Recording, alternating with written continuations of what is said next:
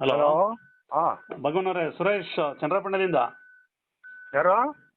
ಸುರೇಶ್. ಓ ಓ, ಹೇಳಿ ಸುರೇಶ್. ಅದೇ ಅದೇ ಅದೇ ಈಗ ಮೊನ್ನೆ ನಿಮ್ದು ಒಂದು ಕಾಂಟ್ರವರ್ಸಿ ನೋಡಿದೆ. ಹಾ ಅದರಲ್ಲಿ ನೀವು ಪಾಂಡು ಪುತ್ರರು ಬೇರೆಯವರು ಅಂದ್ರೆ ಒಪ್ಕೋಬಹುದು. ಅದು ಹಾ. ಬೇರೆ ಬೇರೆ ಮಂತ್ರದಿಂದ ಇಟ್ಟಿದ್ರು ಅಂತ ಅಲ್ಲಿ ತೋರಿಸ್ತಾರೆ. ಹಾ. ಬಟ್ ದಸರಥನ್ ಕೊಟ್ಟಿಲ್ಲ, ರಾಮ ಅಂದ್ಬಿಟ್ಟಿದ್ರಲ್ಲ, ತಪ್ಪಲ್ವಾ ಭಗವನವ್ರೆ? ಅಲ್ಲ, ಅದರಲ್ಲೇ ಇದೆಯಲ್ಲ, ವಾಲ್ಮೀಕಿ ರಾಮಾಯಣದಲ್ಲೇ ಇದೆಯಲ್ಲ, ಬ್ರಾಹ್ಮಣರು ಬರ್ತಾರೆ ಹೇಳಿದ್ದೀನಿ ನಾನು. ಹೌದಾ? ಹಾ, ನಂದಲ್ಲ. ನನ್ನ ಪುಸ್ತಕ ರಾಮ ಮಂದಿರ ಏಕೆ ಬೇಡ ಅಂತ ಹಾ.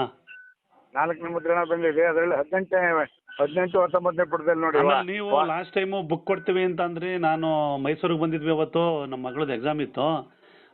ನೀವು ಬೇರೆ ಅದ್ಯಾವುದೋ ಇದ್ರದ್ದು ಪ್ರತಾಪ್ ಸಿಂಹಂದು ಎಲೆಕ್ಷನ್ ಟೈಮ್ ಗಲಾಟೆಯಲ್ಲಿ ಏನೋ ಕಾಂಟ್ರವರ್ಸಿ ಮಾಡ್ಕೊಂಡು ಮತ್ತೆ ನಿಮ್ಮ ಮನೆಗೆ ಬಿಡ್ತಾನೆ ಇಲ್ಲ. ಫೋನ್ ಮಾಡಿದ್ರೆ ಫೋನು ಕೊಡಲ್ರು ಅವರು, ಪೊಲೀಸರು ಅವತ್ತು. ಇರ್ಲಿ, ಈಗ ನೀವು ಯಾವಾಗ ಬರ್ತೀರಿ? ಬನ್ನಿ, ಕೊಡುವ. 4 ಡೇಸ್ ಅಲ್ಲಿ ಪ್ಲಾನ್ ಮಾಡ್ಕೊಂಡ್ ಬರ್ತೀವಿ, ಅವಾಗ ಸಿಗ್ತೀನಿ. ಓಕೆ, ಬನ್ನಿ ಬನ್ನಿ ಬನ್ನಿ ಬನ್ನಿ. ಫೋನ್ ಮಾಡಿದ್ದು ನನಗೆ. ಆಯ್ತು, ಅದು ಆಯ್ತು. Okay, thank you. ಅಲ್ಲ, ನಾನು ಇದನ್ನ ಫೋನ್ ಮಾಡಕ್ಕೆ ಅದಕ್ಕೆ ಫೋನ್ ಮಾಡಿದ್ದು. ಇದನ್ನ ಕಾಂಟ್ರವರ್ಸಿ ಹಿಂಗ್ ಮಾಡ್ಬಿಟ್ರಲ್ಲ, ಇಲ್ಲ ಇಲ್ಲ, ನಮ್ಮ ಕಾಂಟ್ರವರ್ಸಿ ಅಲ್ಲಲ್ಲ, ಅವರೇ ಬೇಕು ಅಂತ ಕಾಂಟ್ರವರ್ಸಿ ಮಾಡ್ತಾರೆ. ಅಲ್ಲಿ ಇರೋದು ಹಂಗೆ, ವಾಲ್ಮೀಕಿ ರಾಮಾಯಣದಲ್ಲಿ ಇರೋದು ಹಂಗೆ. ಹೌದಾ? ಶ್ಲೋಕಗಳನ್ನ ಕೊಟ್ಟಿದ್ನಲ್ಲ, ನನ್ನ ಮಾತುಗಳಲ್ಲ.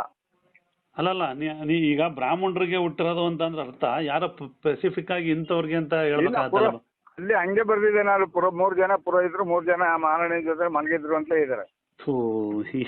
ಈ ತರ ನಮ್ದಲ್ಲ ಅದು.